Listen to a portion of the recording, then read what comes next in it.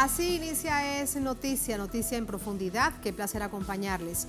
Soy Tatiana Pérez, les saludo desde nuestra sede central en Caracas, en Venezuela. A partir de este momento, en la próxima hora, tenemos 3 temas que son noticia. Aquí están primero desplegados en titulares, en Noticia Argentina. A una semana de las elecciones primarias obligatorias, las conocidas PASO, se mueve el ajedrez político. Les presentamos los resultados de las más recientes encuestas sobre los precandidatos a las presidenciales y los principales asuntos que se debaten en las internas del oficialismo y la oposición, y lo analizamos.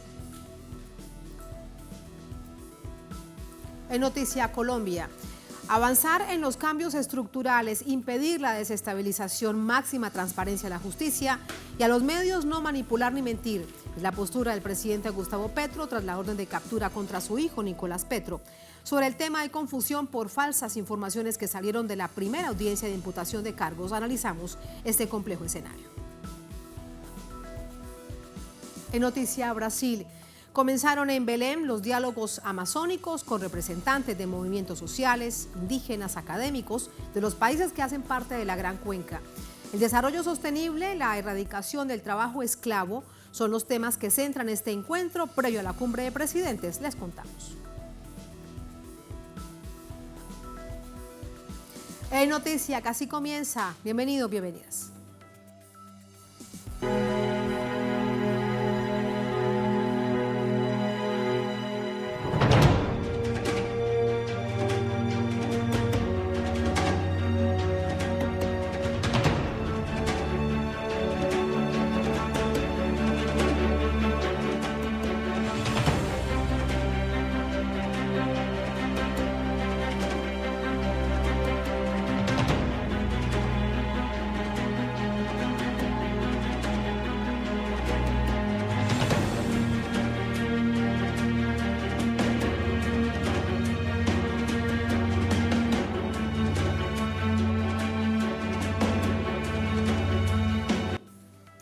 En Noticia Argentina, las principales fuerzas políticas entran en la recta final de las llamadas PASO, esas primarias abiertas obligatorias.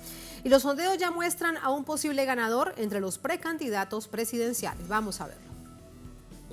A partir de este sábado, estará prohibido publicar resultados de encuestas y pronósticos electorales de cara a las primarias abiertas, simultáneas y obligatorias el 13 de agosto. La mayoría de las consultoras coincidieron en una mínima ventaja de Juntos por el Cambio sobre Unión por la Patria. Las diferencias se marcan en las batallas internas. En todos los escenarios, Patricia Bullrich ganaría a Horacio Rodríguez Larreta y Sergio Massa a Juan Grabois, respectivamente, mientras Libertad Avanza queda en un expectante tercer lugar. En el sondeo Opina Argentina, Juntos por el Cambio obtuvo 32%, Bullrich con 16% y Larreta con 16%, mientras Unión por la Patria alcanzó 31%, Massa con 28% y Grabois con 3%, seguidos de Javier Milei, de Libertad Avanza con 20%. Atlas Intel presentó un empate técnico de 33,8% para ambas coaliciones, Massa con 26% y Grabois con 7,8%. Bullrich con 22,2% y Larreta con 11,6%. En tercer lugar, Milei con 20,1%. Proyección Consultores presentó un porcentaje de 34,3% para el macrismo, 20,4% Bullrich y 13,9% Larreta. En tanto, el peronismo alcanzaría el 31,1%. El ganador de la contienda sería Massa, con 25,9%, frente a Grabois, con el 5,2%. Milei llegaría a 19,1%. Según esta misma encuestadora, en la provincia de Buenos Aires, distrito clave para todos y especialmente para el peronismo, con una amplia ventaja, Axel Kicillof repetiría como gobernador. Hasta el próximo viernes se podrá hacer campaña. Los precandidatos presidenciales de las principales coaliciones no esconden las diferencias. Unión por la Patria planifica el cierre con una nutrida agenda en el interior del país y Buenos Aires, pero Sergio Massa y Juan Grabois decidieron hacer actos separados. En tanto, los precandidatos de Juntos por el Cambio, Horacio Rodríguez Larreta y Patricia Bullrich, tendrán una sucesión de actos de cierre también por separado. Vamos a escuchar ahora a los protagonistas de este proceso electoral, las conocidas PASO, el próximo 13 de agosto. Quedan solamente 8 días para esto. Primarias abiertas obligatorias, es parte de la norma electoral dentro del Estado argentino. Por ello, nuestro corresponsal Santiago Corey entrevistó a Itay Agman, es economista, diputado y precandidato a diputado por el Frente Patria de Todos, que es parte de la coalición de la ahora llamada Unidos por la Patria. Vamos a verla. Muchas gracias. Y nos encontramos en las previas de las elecciones, las primarias abiertas, simultáneas y obligatorias a desarrollarse el próximo domingo 13 de agosto a nivel nacional.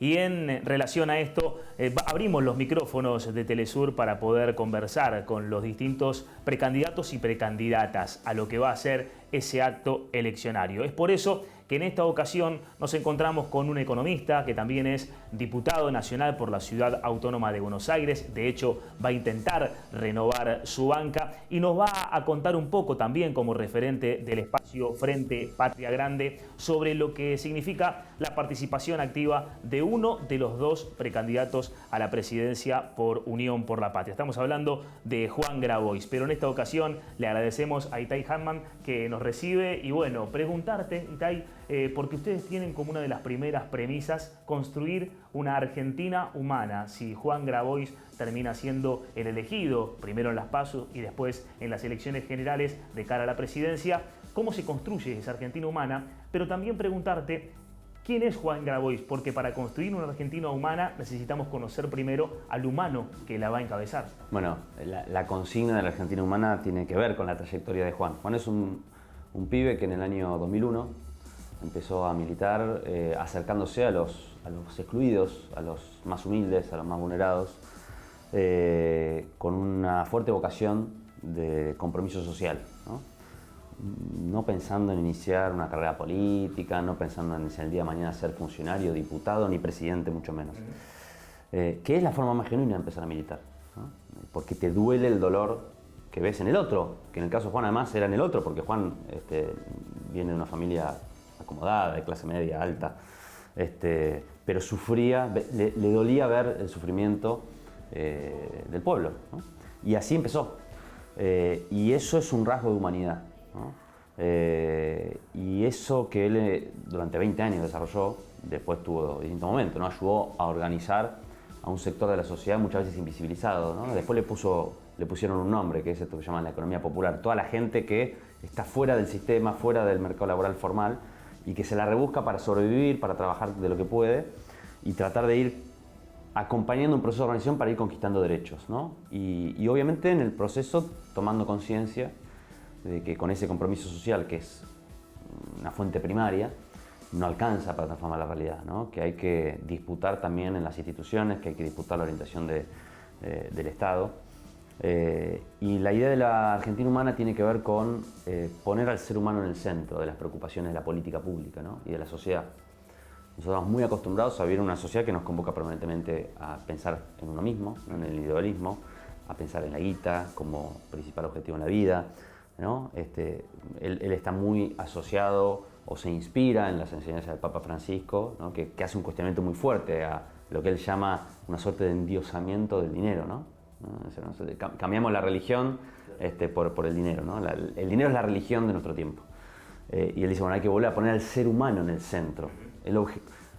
Incluso yo soy economista, pero pienso que una economía solamente de las cosas, ¿no? Una economía que no tiene el ser humano como preocupación principal, en el mejor de los casos puede ser una economía eficiente a la hora de producir bienes y servicios, pero no necesariamente eficiente a la hora de generar condiciones de vida dignas para la población, ¿no? Entonces, la idea de pensar una economía humana, para una Argentina humana, tiene que ver con recuperar esos rasgos de humanidad en un contexto en donde lo que viene apareciendo del otro lado son propuestas crecientemente deshumanizadoras o deshumanizantes, ¿no? Donde nos dicen que lo que hay que hacer es pisarle la cabeza al de al lado, al de abajo, ¿no? Que nos vienen convocando a una moral no solidaria. Bueno, contra eso se planta la candidatura de Juan. Y es fundamental para ustedes seguramente construir, como también mencionan en sus propuestas, desde abajo hacia arriba. ¿Qué significa esto? Desde abajo hacia arriba y desde las periferias al centro, ¿no? Tratar de ver la política, ver la sociedad, no de cómo se ve desde los lugares más acomodados, ¿no? Juan es un candidato que efectivamente es una construcción de abajo hacia arriba, no es el resultado de una decisión de cúpulas, ¿no?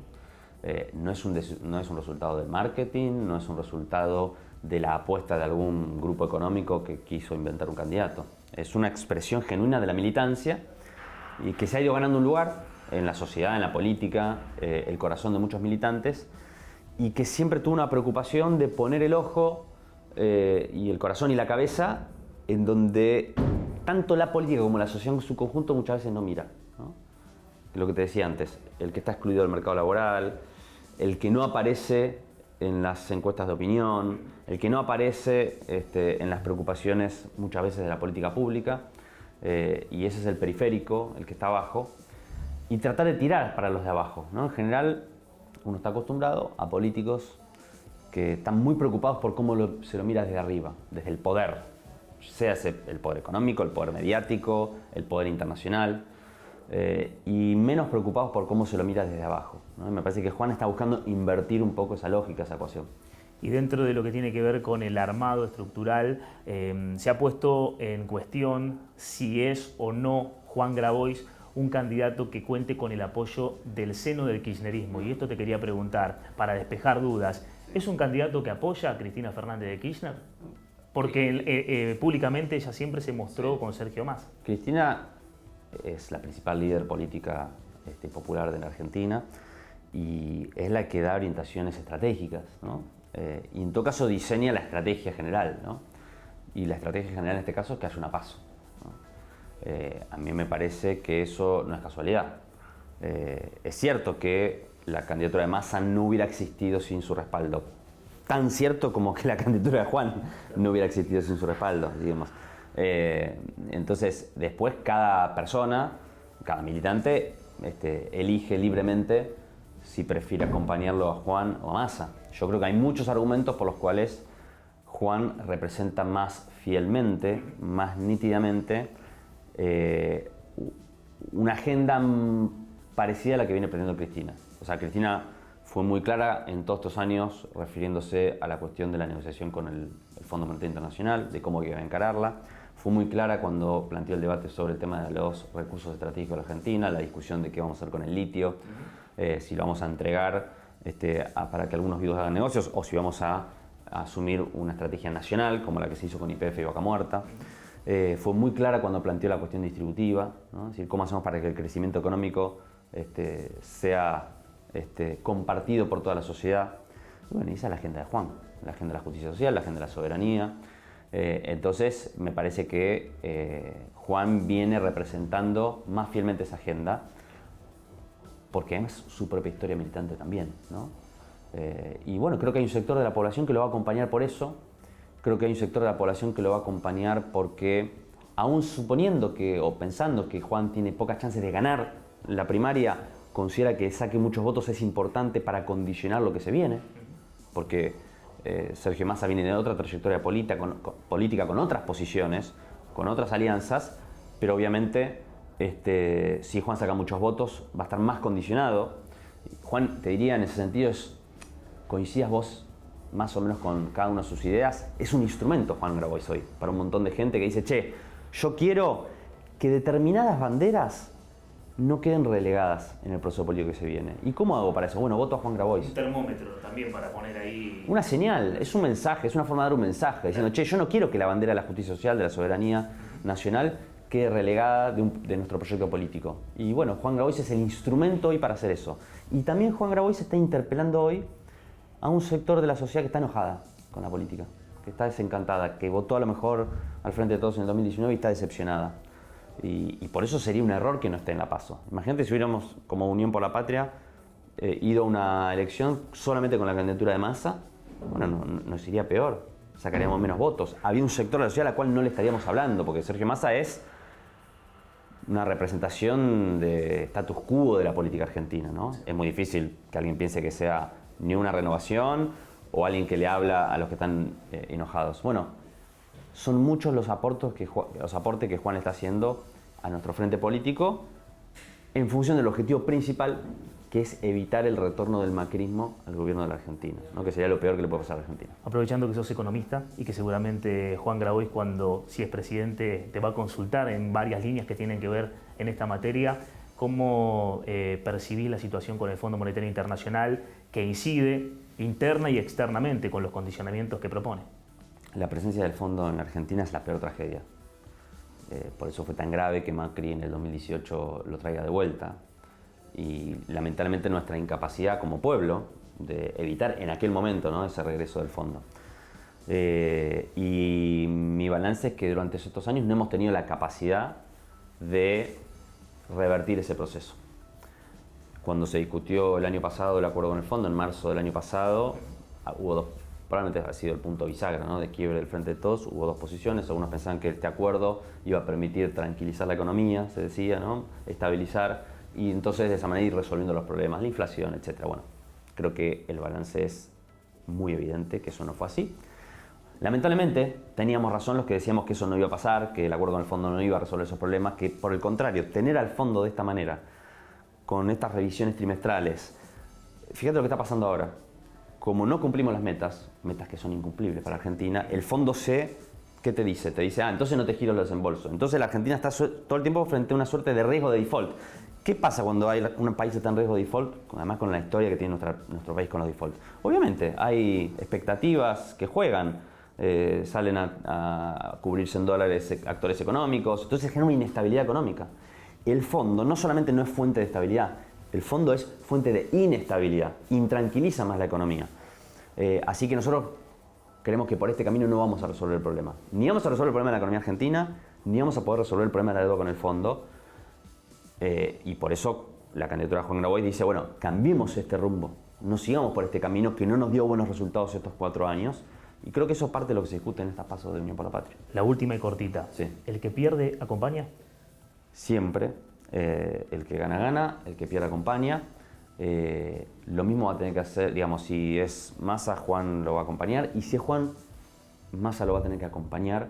Pero acompañar no es solamente un tema de llamar a votar.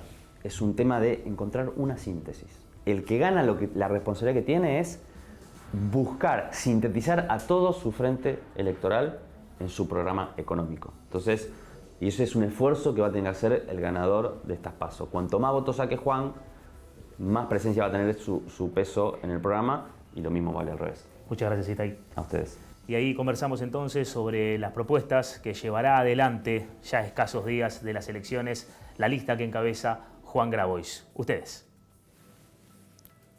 Agradecemos a nuestro corresponsal en Buenos Aires, Santiago Corey, por ayudarnos a comprender qué significa de cara a las PASO los temas que están en el debate, en este caso de la interna de Unidos por la Patria, a propósito de esta entrevista de un precandidato a las PASO, pero que iría por la reelección a diputado nacional. Vamos ahora a conocer de la entrevista que otro de los compañeros en Buenos Aires, Juan Carlos Bartolota, le realizó a Miguel Ángel Pichetto, candidato a diputado nacional por la coalición opositora Juntos por el Cambio, es decir, por el macrismo. Vamos a verla.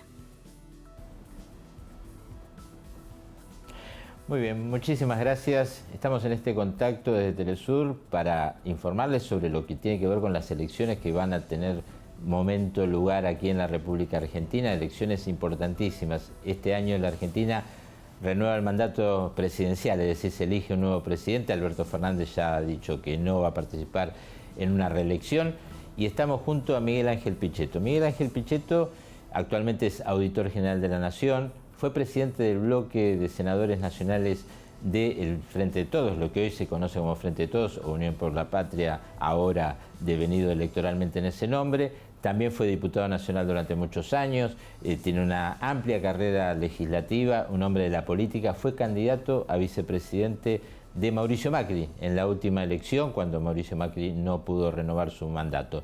Y hoy está aquí con nosotros. Miguel, gracias por atendernos. No, un gusto, Juan Carlos, volver a verte y agradecido por esta charla con Telesur. Bueno, Decía, 8 años de presidente de bloque de lo que hoy sería el oficialismo. 17. En el Senado. Sí. Diputado nacional, bueno, siempre... 8 años, sí. ¿Qué pasó? 26 años en el Congreso. Mucha experiencia. Probablemente vuelva. Ahora voy a ir a eso, sí, porque quiero charlar de ese punto en particular. Amplia experiencia, propios y ajenos te reconocen como el mejor presidente de bloque que tuvo el oficialismo en los gobiernos de Néstor y Cristina Kirchner. ¿Qué pasó? ¿Qué pasó que ahora estás en el opuesto, digamos? En realidad, bueno, no es nuevo, Juan Carlos, esta decisión mía. Quizás comenzó ya en el final del gobierno de Cristina Fernández, allá por el 18, donde, digamos, una visión mucho más cerrada, mucho más rígida en el esquema de pensamiento, la gravitación muy fuerte de los sectores más vinculados con digamos, una visión de izquierda, una visión ligada a los años 70, a la cámpora como estructuración joven que no entendía tampoco una visión más moderna del futuro del país. Bueno, cuando termina ese ciclo, que es en el 2014, 2015, yo empiezo a trabajar, y recordarás, con dirigentes importantes del peronismo, como el caso de Juan Schiaretti, el propio actual ministro de Economía, Sergio Massa, sí, hoy candidato a presidente de Juntos por la Patria, otros dirigentes de todo el país, lo que se llamó Alternativa Federal, que era un proceso de renovación en el peronismo. Eso lamentablemente no se consolidó, y cada uno siguió por distintos caminos. En el caso de Sergio Massa, volvió al encuentro de Cristina Fernández, en fin. Y yo decidí acompañarlo a Mauricio Macri en la convocatoria que él me hizo. No debe haber sido una decisión fácil esa, ¿no? No, por supuesto, porque, a ver, yo nunca dejé de ser lo que soy, lo que pienso. Me considero un hombre formado en el peronismo, tengo una visión nacional, tengo una visión productivista, un capitalismo productivo, no financiero. Me parece que por ahí va el camino de salida de la Argentina. Pero bueno, creo que estas visiones no estaban interpretadas, y lamentablemente tampoco confiaba mucho en el proyecto que se desarrolló a posteriori con la candidatura de Alberto Fernández, en el sentido de que yo esperaba lamentablemente lo que ocurrió. El poder no iba a estar donde tenía que estar. El poder siempre estuvo en la figura de la vicepresidenta. ¿Y tuviste oportunidad de hablar con ella en ese momento? No. Después de su final, te diría ya por el 2014, compartimos el Senado. Desde el 2017 hasta el 2019 estuvimos en el Senado. Más allá de siempre tener con ella un trato respetuoso, porque yo no soy de las personas que hacen política agraviando a otros ni denunciando. Tengo determinadas características que son propias mías, y que entienden que la política no es una cuestión de tipo personal, sino de visiones que tienen que ver con el país, con el futuro de la Argentina, debatir las ideas y no las personas. Algunos le llaman pragmatismo a eso, y algunos dicen el pragmatismo es malo, lo consideran una traición. El concepto de traición en la política no es un término que realmente tenga importancia. En general, el concepto de traición muchas veces permite que procesos históricos se pongan en marcha y sean superadores del pasado. En general, la traición es un punto de fractura con el pasado. La traición de Bruto y la muerte de César genera el Imperio Romano. La llegada de Augusto al poder, en fin, lo pongo esto como un ejemplo. Sí, claro. Lo que digo es que no es un concepto traducible en la política, la traición. Cambian las realidades, hay tratadistas, hay especialistas, hay grandes figuras de la historia, como el caso de Talleyrand, que fue además canciller de Napoleón y después del rey, con la Restauración. cuando le pregunta el canciller inglés en la última etapa ya de su vida a Talleyrand, bueno, pensé que nunca iba a conocer un personaje como ¿usted cómo puede ser? Fue un regicida, formó parte de lo que significó la muerte de Luis XVI cuando le cortaron la cabeza a él y a María Antonieta. Luego estuvo con Napoleón y ahora está de vuelta con el rey. Y Talleyrand lo mira y le contesta, le dice, siempre lo importante fue Francia. Para vos lo importante es la Argentina. Para mí lo importante es la Argentina y el futuro del país. Y a la edad que tengo me importa eso ya como una mirada en perspectiva de lo que podemos construir para el futuro de los argentinos. Porque yo tengo una sensación como que la democracia, si bien se ha consolidado con algunos problemas, pero el valor de la democracia, las elecciones se consolidaron, no hemos logrado un proceso económico que haya mejorado la vida de los argentinos, es una deuda pendiente. Pero ahora, Miguel, te toca encabezar la lista de diputados nacionales nada más y nada menos que de la poderosa en términos electorales de la provincia de Buenos Aires. El lugar donde nací. Horacio, en Banfield. Sí. Horacio Rodríguez Larreta ya ha dicho que si llega a la presidencia de la Nación, vos serías el presidente de la Cámara de Diputados, pero en el medio de la campaña se dice que Juntos por el Cambio va a ir contra los derechos de los trabajadores, reformas laborales, las declaraciones de Bullrich. Esto es una construcción. Bueno, hay dos planos allí en tu reflexión que es interesante. Primer tema, digamos, el gobierno, por supuesto, trata de instalar un tema de temor frente al futuro. Siempre el cambio y un proceso de cambio en política, es muy probable que Juntos por el Cambio vuelva a ser gobierno. Pero el dato por qué va a ser gobierno es por el fracaso muy grande de Alberto Fernández. El gobierno de Alberto Fernández podríamos definirlo como el presidente que no fue, para rememorar un libro de Miguel Bonazo que hablaba de los 40 días de Cámpora en el poder. Creo que lamentablemente fue un gran fracaso el gobierno de Alberto y es un fracaso que además se lleva puesto también a Juntos por el Cambio en términos electorales. En el día de hoy están llegando las nuevas facturas de luz que ellos tanto criticaron. Los aumentos son letales en un proceso de pérdida del poder adquisitivo.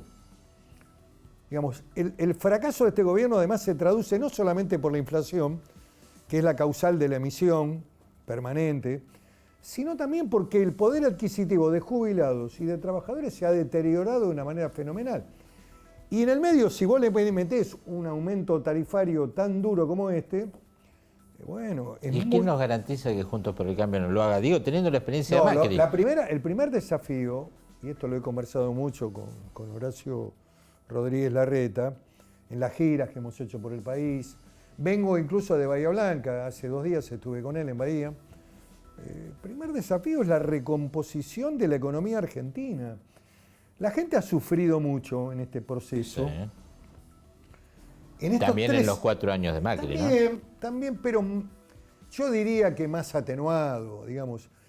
Los desequilibrios se acentuaron y profundizaron fuertemente en estos 3 años y 8 meses de una manera muy, muy brutal. Digamos, el discurso de Alberto Fernández de que venía para mejorar la vida de los jubilados, de los trabajadores, la verdad, ha perdido toda credibilidad. Y esto es lo que la gente está sintiendo. Hay que recomponer el salario porque el trabajador, aún trabajando, no llega a fin de mes. Miguel, nos quedan unos pocos minutos. ¿Qué le dirías, por ejemplo, no solamente a los argentinos, sino a Latinoamérica, teniendo esta posibilidad de hablar a través de Telesur, de cómo te imaginás un gobierno de Juntos por el Cambio en las relaciones, por ejemplo, con Brasil, con Venezuela? Yo creo que buenas. En realidad lo que uno aspira en Venezuela es que se consolide un sistema democrático, dentro de lo que significa el pacto democrático. Pero con los hermanos latinoamericanos tenemos que tener una relación de respeto. Yo lo que creo que nosotros tenemos que construir un sendero capitalista. Capitalista productivo. Alentar el mundo del trabajo y de la producción. Que la gente vuelva a creer en que el esfuerzo vale la pena, en que si uno se sacrifica y estudia, la vida va a mejorar, que si se busca trabajo y el país se abre al mundo productivo. Argentina es un país importante. Sí. Es un país que tiene gas, minerales, los minerales del mundo que reclama, el litio, el cobre, el plomo, el zinc, oro, plata, petróleo, gas. Tiene capacidad en la agroindustria, es una potencia la Argentina, en la ganadería, en todo lo que significa la tecnología, no solamente tecnología nuclear para el desarrollo, sino también para la energía eléctrica, eólica. En fin, Argentina es un gran país. Si acertamos en el rumbo económico, yo creo y estoy convencido que Latinoamérica en poco tiempo va a ver una Argentina muy potente, como nunca debió dejar de serlo. Juntos y no peleados, sería la conclusión. Yo creo que hay que abrir un diálogo en la Argentina, un diálogo democrático en la Argentina. Y Yo voy al Congreso precisamente a tratar de llevar mi experiencia de muchos años en la política argentina frente a la propuesta que me hace Horacio Rodríguez Larreta, que creo que puede ser el hombre del diálogo, del equilibrio, de la paz social. Yo no creo en las consignas estas todo o nada, no son propias del Estado democrático. Sí creo en una construcción democrática, en la búsqueda de los acuerdos, y creo que esa es la experiencia que yo tengo, y vos me conocés de muchos años, acumulada en muchas horas y mucho tiempo en el Congreso Nacional. Miguel, ha sido un gusto, pero no va a ser porque me quedaron un montón de preguntas para hacer, después van a venir las PASO, después de las PASO seguramente vamos a hablar. Miguel Ángel Pichetto, aquí en Telesur, entonces, primer candidato a diputado nacional, lo cual le asegura que va a ser diputado nacional. En el caso, como lo dijo Rodríguez Larreta, de que Juntos por el Cambio, o primero hay que pasar las PASO, ¿no? Pero si él sea el candidato y gane la presidencia, el hombre con quien estuvimos hablando va a ser el presidente de la Cámara de Diputados. Gracias por este contacto, nos reencontramos en cualquier momento. Ustedes. Agradecemos a nuestro corresponsal en Buenos Aires, Juan Carlos Bartolota. Así vamos a la primera pausa en esta emisión de Es Noticia.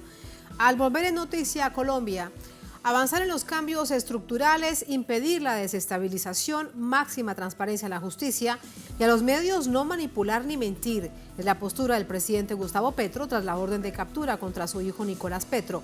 Sobre el tema hay confusión por falsas informaciones que salieron de la primera audiencia de imputación de cargos. Analizamos este complejo escenario al volver en Es Noticia.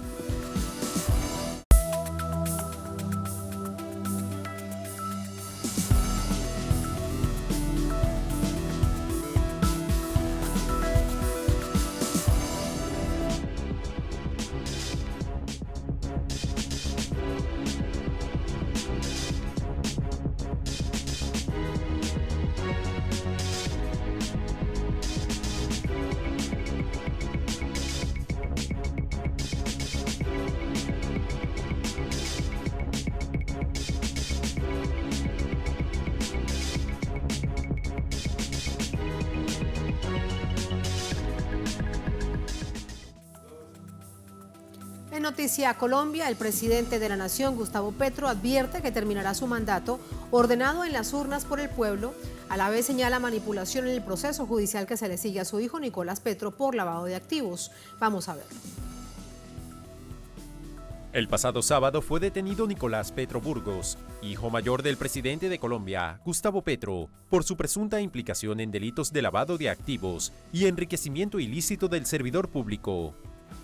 Dichos dineros, con los cuales incrementó su patrimonio económico el señor Nicolás Fernando Petro Burgos de manera injustificada, unos de ellos ingresaron a sus arcas y otros a la campaña presidencial del año 2022, donde resultó electo nuestro actual presidente, el doctor Gustavo Petro Urrego. Durante la audiencia de este miércoles, Nicolás Petro aceptó colaborar con la justicia, declarándose culpable a lo que se le imputa por motivos familiares. Quiero anunciar a Colombia que hemos decidido iniciar un proceso de colaboración donde me referiré a nuevos hechos y situaciones que ayudarán a la justicia. Lo hago por mi familia. Según el investigador, el primogénito del presidente se quedó con una porción y otra parte del dinero que fueron invertidos en la campaña presidencial. En este contexto, el presidente Gustavo Petro negó las afirmaciones de la Fiscalía General de la Nación sobre tener conocimiento de que el dinero de las drogas ilegales ingresaron a su campaña y aseguró que su hijo no dijo eso, que se trata de una manipulación judicial. Mi hijo no dijo eso. Y no digo eso por una razón básica. A ninguno de mis hijos, aquí uno presente, les he dicho jamás que delincan. Eso no existe. En un intento por quebrar el gobierno progresista, partidos de oposición solicitaron su renuncia. Vamos hasta el 2026, señaló el presidente en respuesta a quienes pidieron su dimisión. Tengan ustedes la absoluta certeza que este gobierno se acaba de acuerdo al mandato popular. De nadie más. Recordemos que en abril de 2022, el Ejecutivo Nacional alertó a los comités municipales de un plan confeccionado desde las cárceles para infiltrar dinero del narcotráfico a su campaña electoral. En un comunicado precisó que continuará con su agenda presidencial a pesar del escándalo y reiteró que combatirá la corrupción en compromiso por una Colombia mejor. La bancada del Pacto Histórico y su comité políticos respaldan al Ejecutivo Nacional en la independencia de poderes. El caso contra el hijo del presidente salió a la luz cuando su ex esposa, Dey Vázquez, entregó su teléfono a las autoridades para que investigaran chats, llamadas y otras evidencias de que Nicolás Petro se enriqueció ilícitamente. Las acusaciones podrían tener una pena por más de 30 años. Allí parte de los hechos sintetizados, porque son muchas las reacciones cuando estamos observando que se trata del hijo del presidente de Colombia, Nicolás Petro, y alrededor de esto se ha creado todo un uso político en su contra. ¿Qué sucede a esta hora? ¿Qué es lo último? Vamos a Bogotá con nuestro corresponsal Hernán Tovar. Hernán, adelante, buenas noches.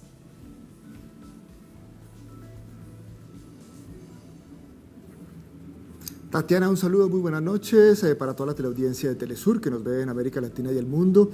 En este momento, pues continúa la audiencia que se había iniciado a las 9 de la mañana. El juez del caso decidió hacer un receso para analizar las pruebas que había presentado la Fiscalía en relación a la investigación que se está haciendo contra el hijo del presidente Gustavo Petro. Pues, las investigaciones que se hacen en relación a enriquecimiento ilícito y lavado de activos, esos dos. Y en ese contexto se pospuso y se reinició a las 6 de la tarde, hora colombiana. En este momento el juez está leyendo los argumentos presentados por la Fiscalía en relación a esos delitos. Ha dado cuenta del incremento, asegura el juez, injustificado según una serie de chats que fue la prueba que presentó la Fiscalía y donde supuestamente habría recibido dineros de algunos políticos que han sido investigados por corrupción y narcotráfico.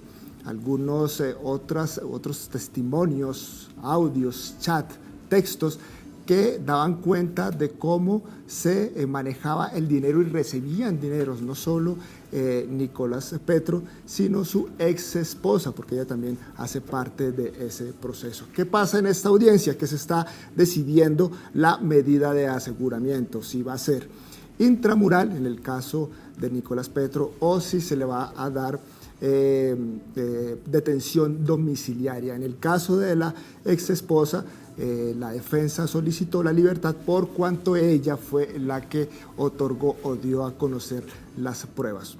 Un beneficio, asegura los analistas, que Nicolás Petro se cogió a un beneficio, un principio de oportunidad con la Fiscalía General para aportar pruebas más allá de lo que se conoce hasta el momento. Para los analistas, esta situación lo que ha sido generado, lo que se motivó es que hay presión por parte de muchos sectores, no solo por parte de la Fiscalía, sino de sectores políticos para que se acogiera ese principio de oportunidad, lograr unos beneficios como el que se pretende lograr en este momento, el de detención domiciliaria, y poder avanzar en el proceso, pues no en la cárcel, sino en su domicilio, además porque pues el riesgo va a ser para la integridad de Nicolás Petro. Aseguran aquí que hay presiones por parte de la Fiscalía, de sectores políticos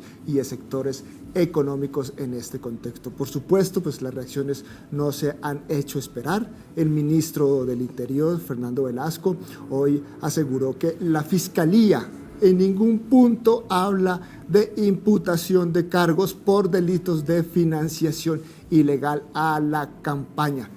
Y de eso no han mostrado pruebas efectivamente la Fiscalía frente a esta situación. Lo que se supone, porque fue una declaración del fiscal que está llevando la investigación, es que Nicolás Petro habría hablado con el fiscal y le habría dicho que él tendría pruebas de cómo habrían supuestamente ingresado esos dineros. Hasta el momento, esa es la situación de la audiencia. También se pronunció el pacto histórico, por supuesto, el partido de gobierno respaldando al presidente Petro, y aseguró también en un comunicado de 6 puntos, donde asegura que no ha sido demostrado que haya ingresado a la campaña presidencial el dinero supuestamente recibido por Nicolás Petro Burgos. Todo el mundo está a la expectativa para saber qué resuelve el juez hoy en relación a la medida de aseguramiento, y en este momento continúa la audiencia, Tatiana y televidentes. Y la derecha frotándose las manos a ver qué efecto produce esto en el gobierno del presidente Petro, tal como lo hemos visto desde el primer día de su mandato. Vamos a entrar con el análisis de inmediato. Hernán, gracias, muy pendientes de ello. Buenas noches. Gracias Hernán, buenas noches, buen fin de semana. Vamos a entrar con el análisis. Para ello nos acompaña Atemay Sterling Acosta, es abogado, docente, internacionalista, miembro del Comité Permanente por la Defensa de los Derechos Humanos, nos acompaña desde Cali, en Colombia. Abogado, buenas noches, bienvenido, ¿cómo está? Pérez, me alegra saludarlos a ustedes y a la audiencia. Yo puedo comenzar diciendo que en este entrampamiento que hay contra el pacto histórico, contra las fuerzas populares y contra el presidente Petro, en un entrampamiento que se está organizando la mafia contra el pacto histórico y Colombia humana, yo puedo afirmar que todo lo actuado hasta este momento es ilegal.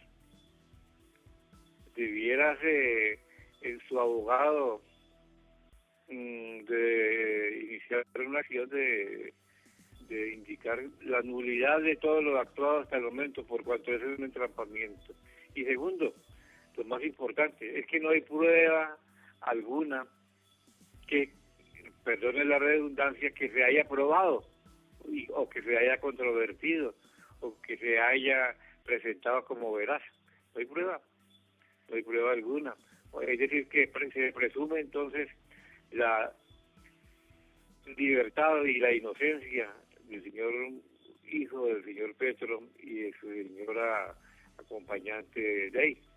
Entonces, en este entrampamiento podemos decir nosotros que en Colombia hoy hay un agudizamiento de la lucha de clases. La mafia desesperada está unida contra el programa del presidente Petro, unida contra el programa de los colombianos que votaron más de 11 millones de personas. Si esas 11 millones de personas dieron el aval, favorecieron mayoritariamente el programa, y máxime que la Constitución Política Colombiana indica que la soberanía colombiana y el poder político colombiano radican en el pueblo, prevalece entonces el pueblo, prevalecen los 11 millones, casi 12 millones de votos que hubo en favor de Gustavo Petro.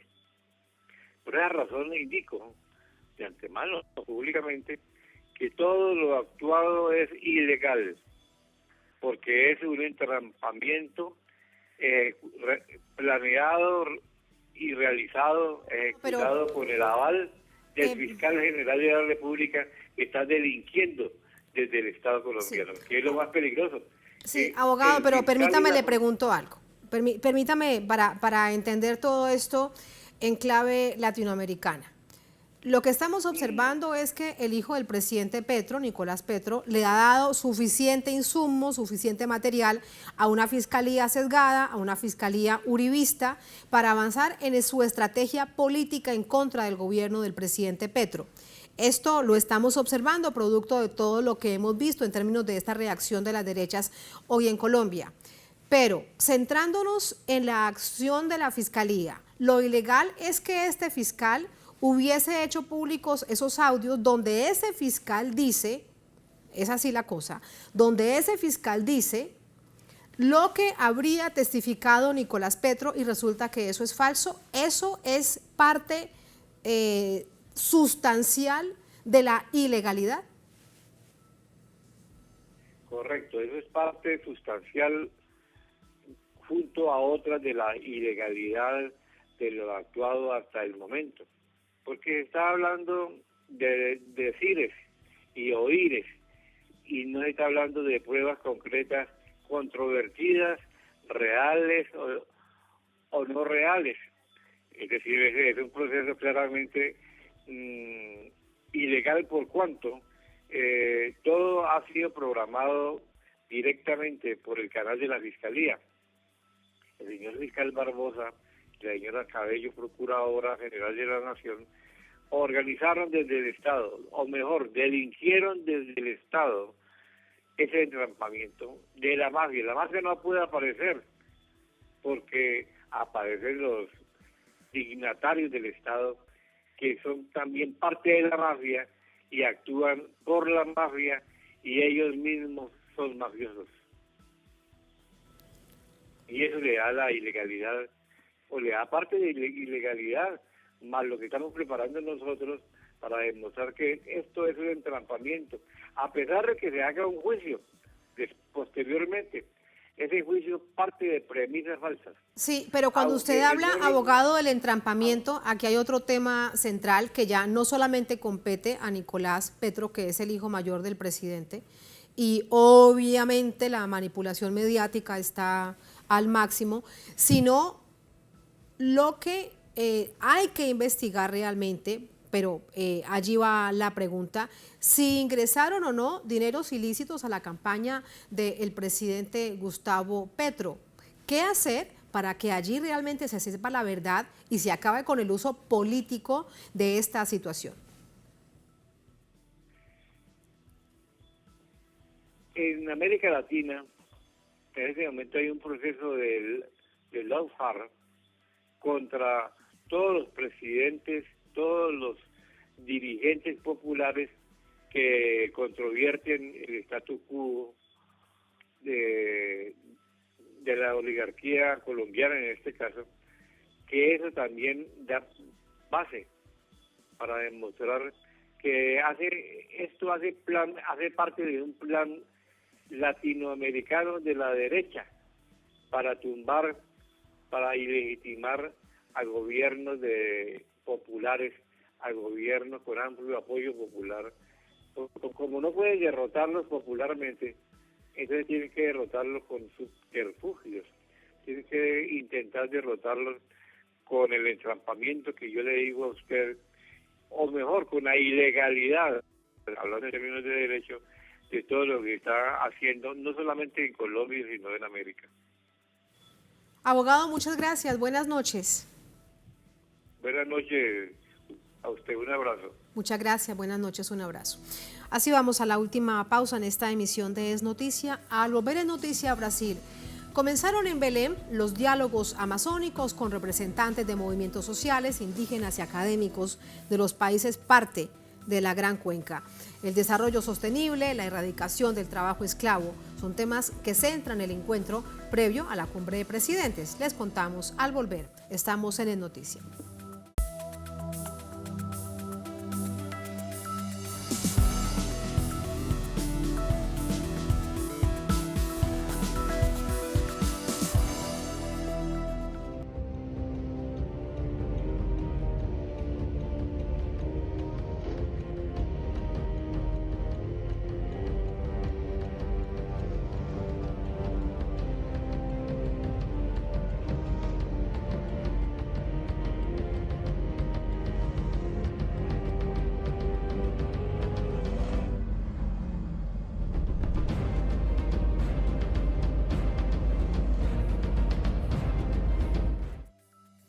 En Noticia Brasil, comienza la cumbre amazónica en la ciudad de Belén, en Brasil, con la participación de organizaciones sociales, indígenas, de organismos internacionales, previo al encuentro del presidente la próxima semana. Vamos a ver cuáles son sus objetivos. Los diálogos amazónicos iniciaron este viernes desde la ciudad de Belén, con la participación de organizaciones sociales e indígenas de los países que comparten la selva, para discutir la protección de los ecosistemas en la región. Las organizaciones sociales plantean ratificar el Acuerdo de Escazú, que protege a los defensores del medio ambiente en América Latina. Esto ocurre días previos a la cumbre de los presidentes que tendrá lugar entre el 8 y el 9 de este mes. Se espera que al encuentro asistan representantes de Bolivia, Brasil, Colombia, Guyana, Ecuador, Perú, Surinam y Venezuela, con el fin de rescatar los principios del Tratado de Cooperación Amazónica de 1978, garantizar la protección de los pueblos originarios y enfrentar la crisis climática. Según las declaraciones del Ejecutivo Nacional, la cumbre será un avance histórico para promover el desarrollo con inclusión social, responsabilidad y justicia.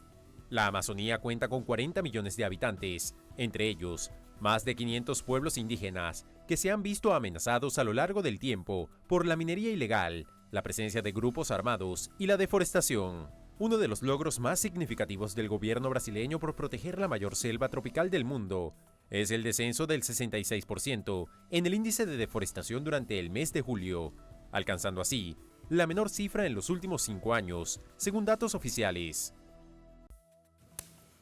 Durante este fin de semana, la próxima semana, por supuesto, atentos de esta cumbre amazónica que ha generado gran expectativa por la salvación de una región tan importante del mundo y para el mundo. Así ponemos punto final a esta emisión de Noticias. Que tengan todos y todas muy buen fin de semana. Será hasta el próximo lunes. Siempre sigan con nosotros.